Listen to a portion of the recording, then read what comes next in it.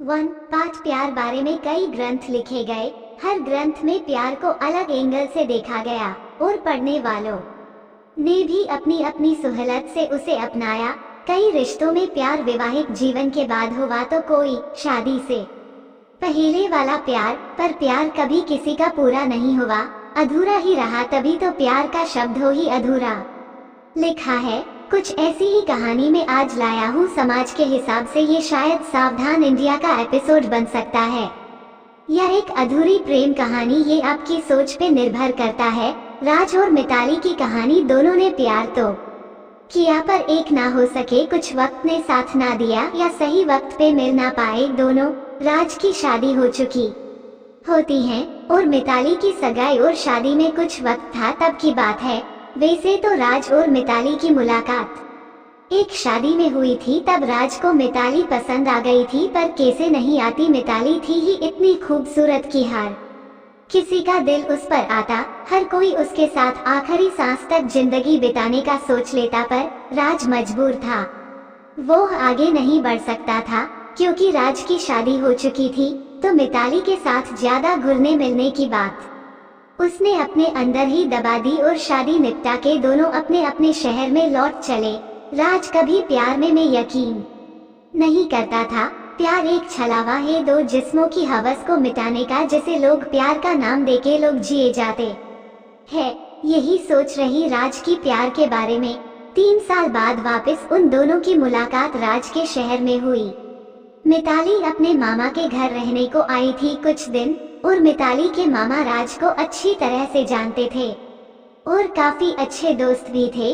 तो मिताली के मामा ने राज को उसकी कार के साथ बुलाया, गेस्ट है तुम, आज एक दिन फुर्सत निकाल के साथ चलो, और राज ने हाँ भी भर दी और दूसरे दिन वो अपनी कार लेके मिताली के मामा के घर चला गया और सबको लेके घूमने निकल गए।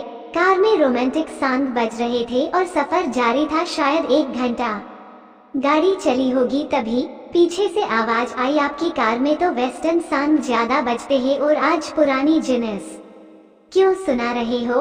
राज को ये आवाज सुनी सुनी सी लगी, भूला नहीं था राज ये मीठी मधुरी आवाज, पायल सी खनकती आवाज। बैक मिरर में देखा तो हाँ वही थी उसकी वो नागिन सी आंखें, नशीली, शरारत भरी और मासूम, मानो जैसे कह रही हो कि कैसे हो आप, कहीं भूल तो नहीं गए। राज के होठों पे अचानक से हल्की सी मुस्कान आके रुक गई। राज, नहीं जी, ये अभी बजाते हैं western song. Mitali, thank you. उस दिन राज मिताली को घड़ी घड़ी देखता रहता था क्योंकि मिताली का फोन घड़ी घड़ी आता था और वो फोन पे लंबी लंबी बातें किया करती थी। राज बैठे बैठे ये देख रहा था। ये बात मिताली ने भी नोटिस किया। राज सोचता था कि जाके पूछूं, इतनी बातें किससे कर रही हो, मन ही मन, पर मिताली से बात करने की हिम्मत नहीं जुटा पाया और उसकी शादी हो चुकी थी, वो भी एक कारण था जो अपने आप को रोके जा रहा था। और मिताली ने कुछ गलत समझ लिया तो ये सोच के चुपचाप सब देख रहा था। शाम का वक्त हो गया था, घर लौटने का वक्त हो चुका था और सब चलने की तैयारी में लगे तो पता चला कि मिताली के मामा ने कार की चाबी को दरिया में घुमा दिया है। अब जब तक दूसरी चाबी शहर से कोई लेके नहीं आता तब तक वक्त बिताना था, ना चाहते हुए भी सबको। फिर क्या बैठे बैठे क्या करते, वही पुराना खेल, अंताक्षरी का खेल शुरू हो गया और राज भी साथ में जुड़ गया। पर राज के दिमाग में एक ही बात चल रही थी कि मिताली के बारे में जानने की, उससे बात करने की, पर मौका नहीं मिल रहा था, और मिले तो शुरुआत कहाँ से करे ये समझ नहीं आ रहा था। अगर शादी के पहले वाला राज होता तो कब का मिताली से पूछ लेता। फिर भी थोड़ी देर के लिए ही सही वो पुराना वाला राज बन गया और बातों बातों में मिताली से उसका मोबाइल मांग लिया। कॉल न सुनाने के बहाने मिताली का मोबाइल नंबर ले लिया। मिताली शायद ये बात भाप गई थी पर कुछ नहीं बोली, जैसे वो खुद चाहती हो राज से बात करना।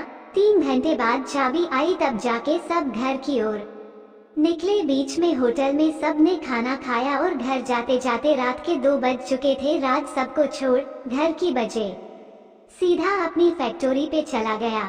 कहानी अभी जारी है, पढ़ते रहे आगे क्या हुआ मिताली और राज की जिंदगी में क्या दोनों में कुछ रिश्ता आगे बढ़ा या बस एक कहानी पूरी, ये जानने के लिए पढ़े दूसरा पाठ।